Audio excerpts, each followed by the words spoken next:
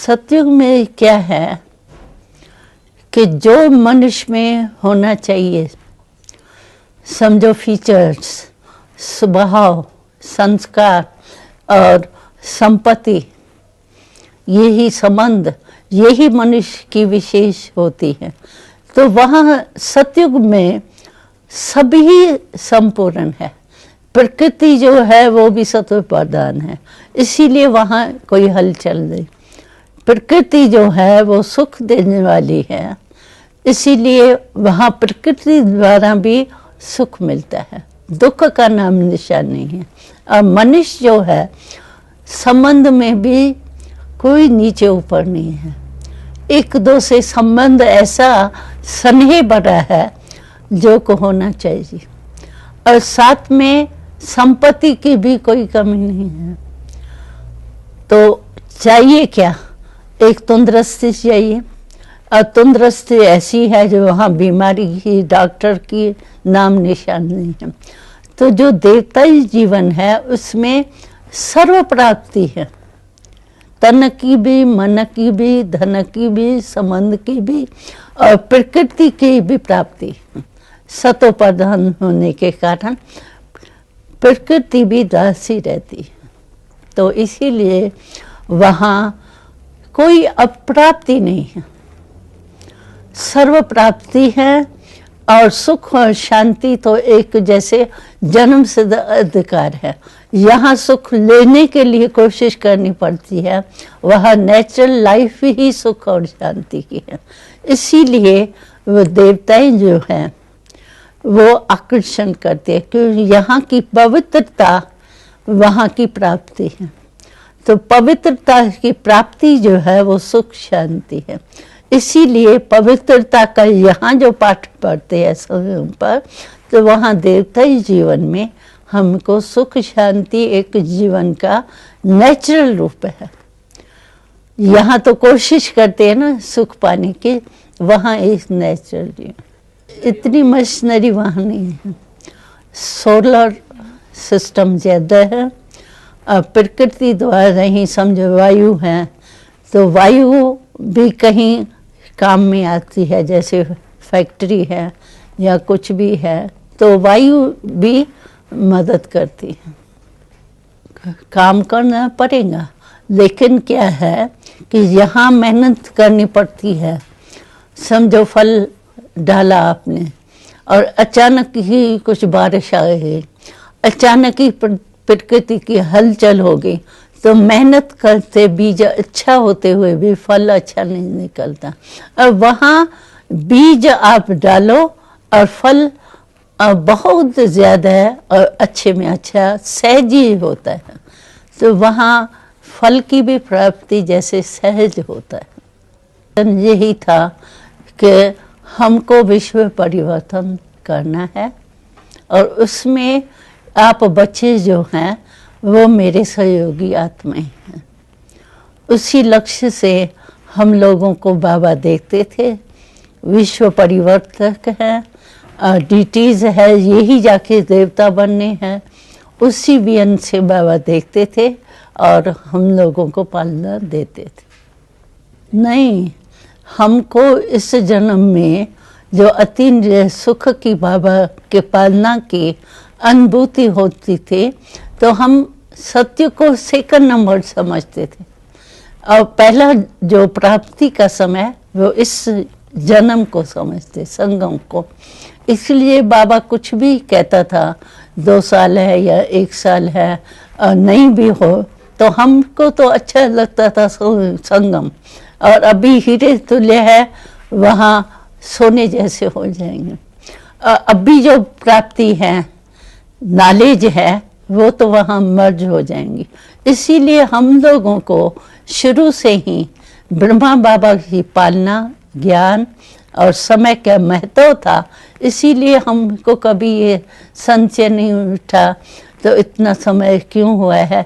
अभी तक भी हम समझते हैं संगम जितना बड़े उतना अच्छे। नहीं बाबा, हम लोगों को ये संकल्प ही नहीं था, तो हमको कोई बाहर जाना है। और बाबा से, मम्मा से इतना जिगरी प्यार था, जो उससे अलग होना हमारे लिए समझो एक बहुत बड़ी बात थी। और माँ बाप को छोड़ के आए, उसकी फीलिंग नहीं थी इतनी उस समय, लेकिन मम्मा पापा को छोड़ के हम बाहर जाएंगे, कहाँ जाएंगे, कैसे जाएंगे, उस समय थोड़ा मम्मा पापा को छोड़ना हमारे लिए मुश्किल था। हम बाबा को यही कहते थे कि बाबा आप अगर हमको कहो कि सिर तली पर रख दो, उसके लिए हम तैयार हैं, लेकिन बाबा मम्मा को छोड़ के दूर जाए ये हमारे लिए बहुत मुश्किल है। लेकिन बाबा हम लोगों को बाण भरते थे, यानी शक्ति भरते थे कि तुम नदी हो, नदी का काम क्या होता है बहना, अगर तुम नहीं जाएंगी बाहर तो तुम नदी नहीं कही जाएंगी, तालाब कहा जाएगा, और तालाब में तो मच्छर होते हैं, ठहरा हुआ पानी होता है, तो तुम तालाब बनने चाहती हो या नदी? तो कौन कहेगा हम तालाब? हम समझते थे हम नदी है, नदी होने के कारण हम लोग आखिर बाबा मम्मा को छोड़ के, प्यार तो था ना बाबा से, तो बाबा की आज्ञा को नहीं मानना ये भी नहीं सहन होता था, इसीलिए बाबा की आज्ञा मान करके हम निकले। एक तो क्या था, प्यार था, और दूसरा निश्चय था। बाबा ने कहा माना, हमको करना ही है, कुछ भी हो जाए, उसमें सहन भी करना पड़े, तो बाबा के प्यार के आगे वो सहन करना कोई बड़ी बात नहीं लगती थी। तो हम लोगों को पता ही नहीं था कि लखनऊ तो जाना है, लेकिन हमको ट्रेन का भी ज्ञान नहीं था। लेकिन बाबा ने कहा, अंधों ने मुल्तान ढूंढा और तुम त्रिनेत्री बच्चे क्या लखनऊ नहीं ढूंढ सकते? तो हम उसी उमंग उत्साह से गए। बाबा ने कहा है और निश्चय है, प्यार है, होना ही है। तो हम गए और पहले तो धर्मशाला वगैरह में जाके रहे, क्यों हमको निमंत्रण तो था ही नहीं। तो स्टेशन से उतरे, कहाँ जाए ये भी पता नहीं था, लेकिन पूछ के पहले धर्मशाला में रहे, फिर थोड़ा माता एक भाइयों का कनेक्शन हुआ, उसके बाद फिर हमको कहा गया कि आप चीफ मिनिस्टर से एमएलए क्वार्टर जो है उसका पुरुषार्थ करो, लेकिन है असंभव। तो हमने सोचा कि भगवान ने हमको भेजा है, तो असंभव चीज़ तो होती नहीं। और कहने वाले जो थे, हमको राय देने वाले, वो समझते थे ये कुमारियाँ क्या कर सकती हैं, और मजाक करते थे हमारे ऊपर। लेकिन हमको निश्चय था कि बाबा हमारे साथ है, ये चीफ मिनिस्टर है, उसके भगवान के आगे क्या बड़ी बात है।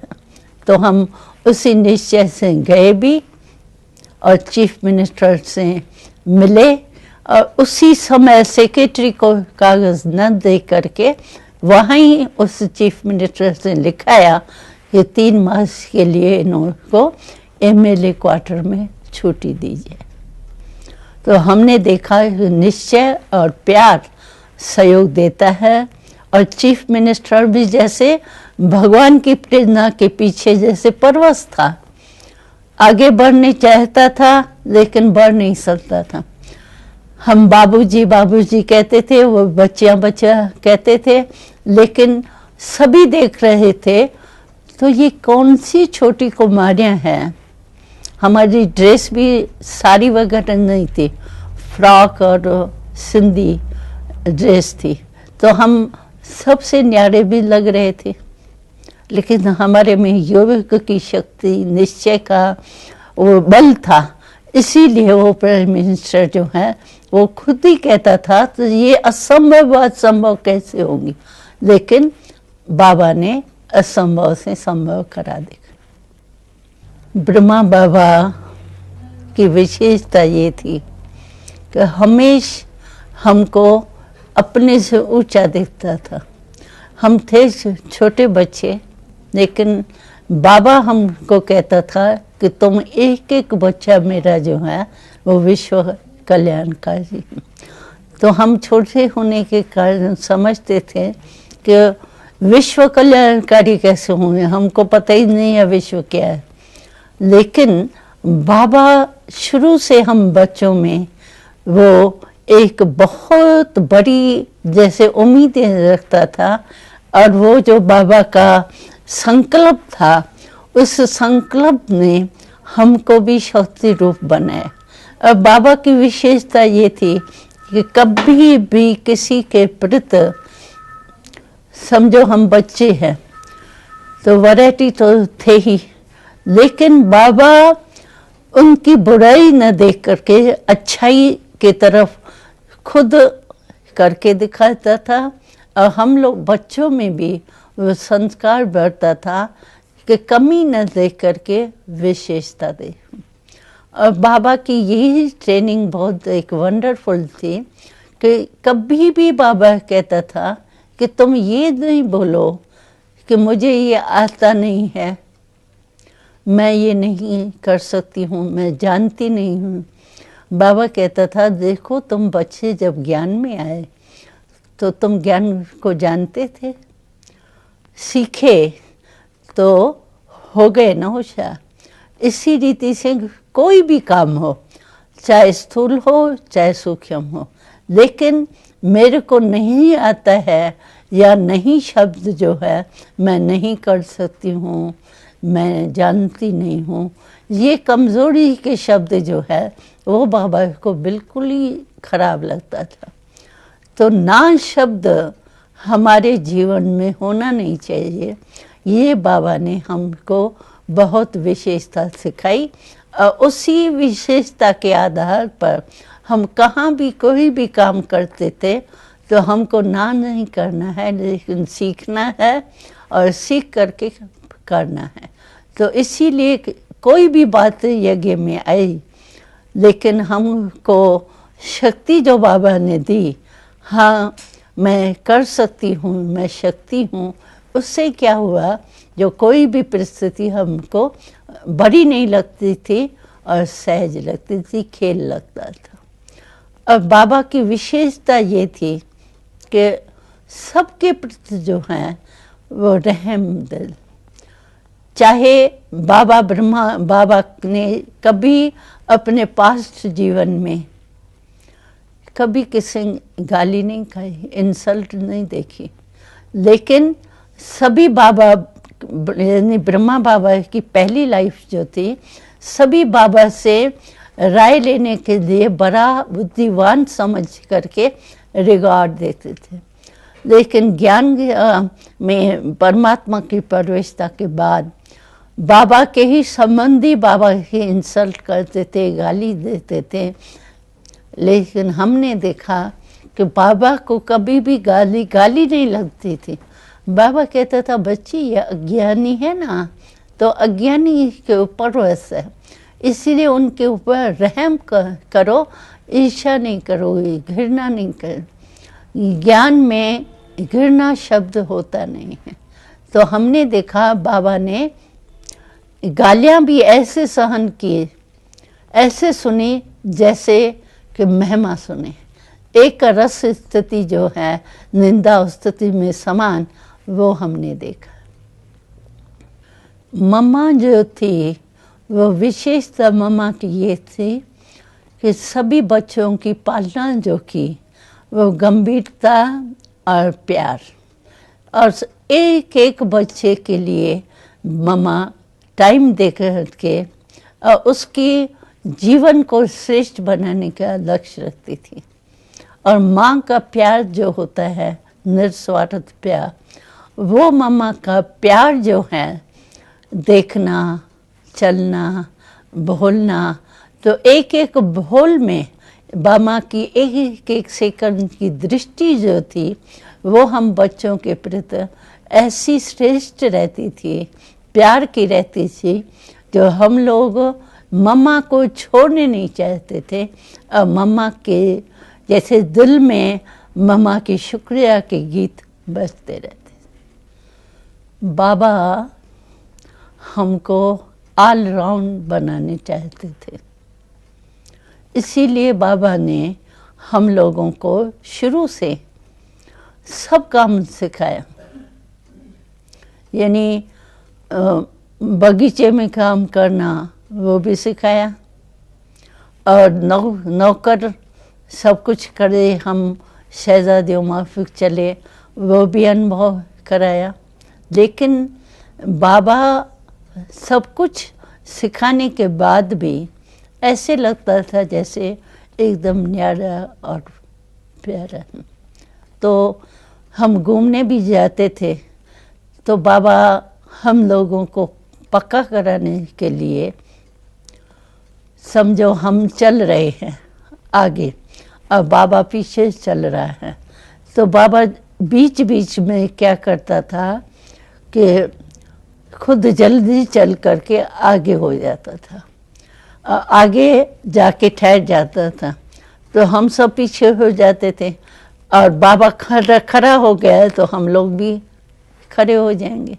और बाबा फिर दृष्टि देख करके और पूछते थे, बच्ची अभी जो आप सैर कर रही हो तो अपनी बातों में थे या आत्म अभिमानी होकर के चल रहे थे? तो समझो हम बॉडी कॉन्शियस में आ गए, बातों में आ गए, तो बातों में नहीं आते थे, अटेंशन खींचते थे कि बाबा ने पूछा है, तो फिर जैसे रिफ्रेश हो जाते थे। और चलते हुए भी आत्म अभिमानी का अभ्यास जो है वो पक्का हो जाता।